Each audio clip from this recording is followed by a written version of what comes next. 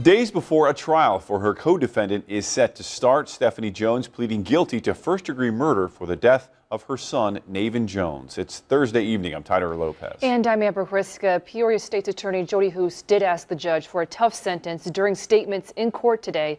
Lizzie Stiles was there and joins us live in the studio with the latest in tonight's top story. Tyler and Amber, callous child murderer. Those were the words Peoria County State's Attorney Jody Hoos used to describe Stephanie Jones in court, while detailing what investigators found out about the neglect and abuse 8-year-old Navin Jones faced. She deserves the same dignity, respect, and attention that she gave her son, which was none.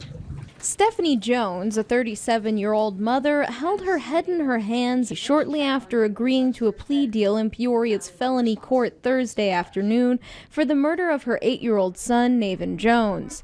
When she spoke, it was quiet. Is all of that part of your agreement?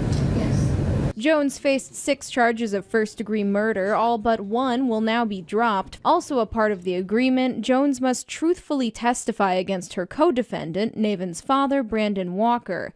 In return, the judge cannot sentence Jones to life in prison. However, the charge she pled guilty to carries a penalty of 20 to 100 years. This defendant is pleading guilty today to being the callous child murderer that she is. She will have one more day in court at her sentencing hearing, where we will ask this court to sentence her to enough time in prison so that her life ends forgotten in a prison cell, while the rest of us continue to remember Navin.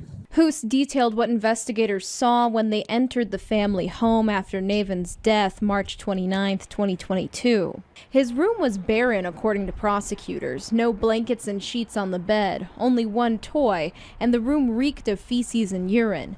The rest of the home was well furnished and the fridge was stocked, according to prosecutors. Navin was found in a similarly poor condition. Peoria County Coroner Jamie Harwood previously described it as one of the worst cases of neglect his office had seen.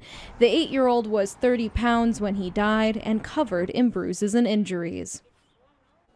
Jones' public defender did not provide any comment after the plea. She will be sentenced in February, but Jones will likely appear in court next week to testify in Brandon Walker's trial, which starts Monday.